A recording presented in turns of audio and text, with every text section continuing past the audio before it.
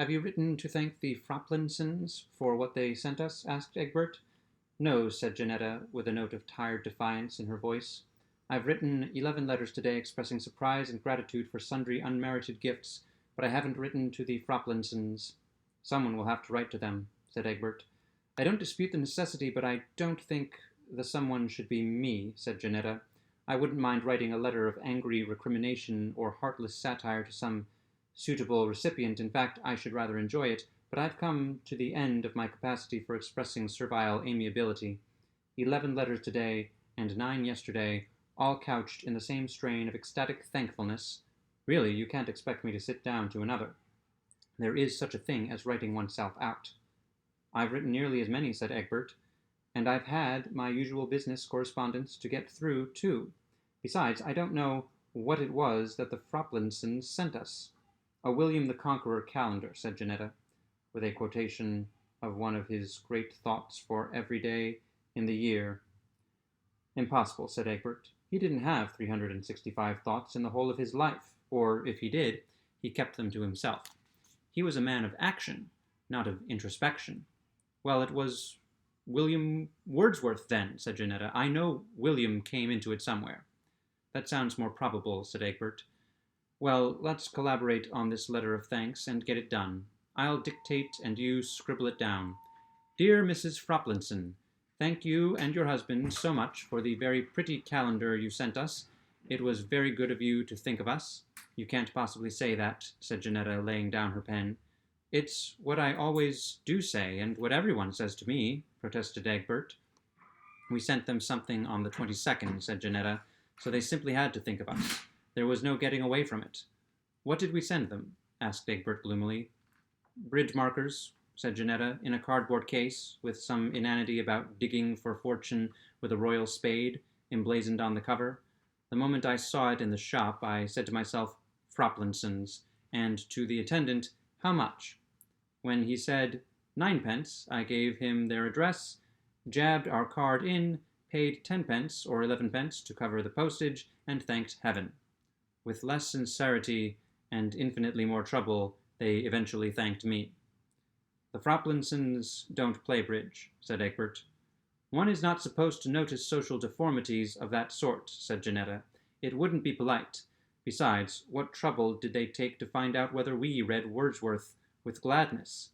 For all they knew or cared, we might be frantically embedded in the belief that all poetry begins and ends with John Masefield, and it might infuriate or depress us to have a daily sample of Wordsworthian products flung at us."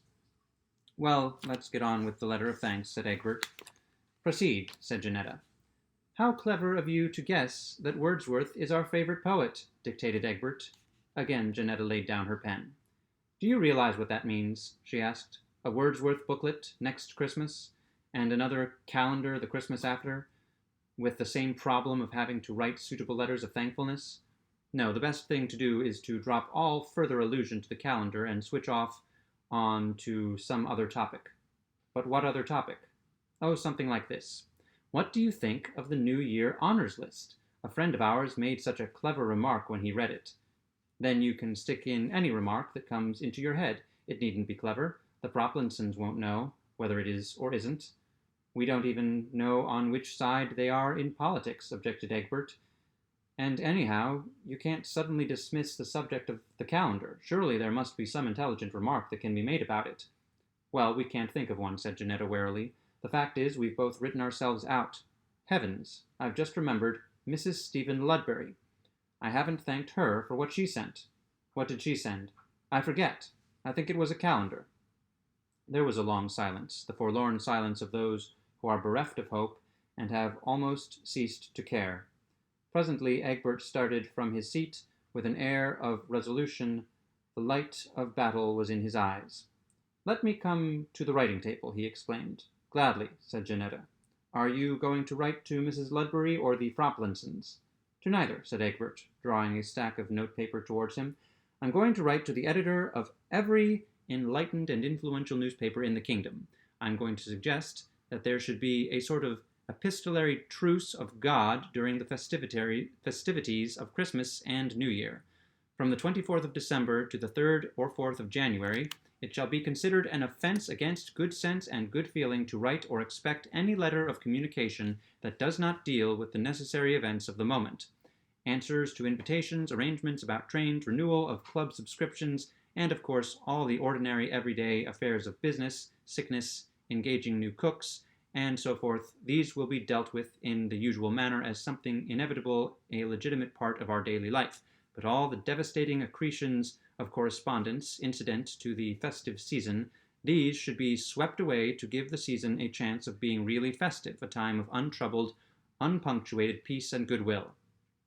But you would have to make some acknowledgement of presents received, objected Janetta. Otherwise people would never know whether they had arrived safely. Of course I have thought of that, said Egbert. Every present that was sent off would be accompanied by a ticket bearing the date of dispatch and the signature of the sender, and some conventional hieroglyphic to show that it was intended to be a Christmas or New Year gift. There would be a counterfoil with space for the recipient's name and the date of arrival, and all you would have to do would be to sign and date the counterfoil, add a conventional hieroglyphic indicating a heartfelt thanks and gratified surprise, put the thing into an envelope, and post it. It sounds delightfully simple, said Janetta wistfully, but people would consider it too cut and dried, too perfunctory. It is not a bit more perfunctory than the present system, said Egbert. I have only the same conventional language of gratitude at my disposal with which to thank dear old Colonel Chuttle for his perfectly delicious Stilton, which we shall devour to the last morsel, and the Froplinsons know that we are bored with their calendar. Whatever we may say to the contrary, just as we know that they are bored with the bridge markers, in spite of their written assurance that they thanked us for our charming little gift. What is more, the Colonel knows that even if we had taken a sudden aversion to Stilton, or been forbidden it by the doctor, we should still have written a letter of hearty thanks around it. So you see, the present system of acknowledgement is just as perfunctory as the counterfoil business would be, only 10 times more tiresome and brain-racking. Your plan would certainly bring the ideal of a happy Christmas a step nearer realization, said Janetta. There are exceptions, of course, said Egbert, people who really try to infuse a breath of reality into their letters of acknowledgement. Aunt Susan, for instance, who writes, "Thank you very much for the ham. Not such a good flavor as the one you sent last year, which itself was not a particularly good one. Hams are not what they used to be. It would be a pity to be deprived of her Christmas comments, but that loss would be swallowed up by the general gain. Meanwhile, said Janetta, what am I to say to the Froplinsons?"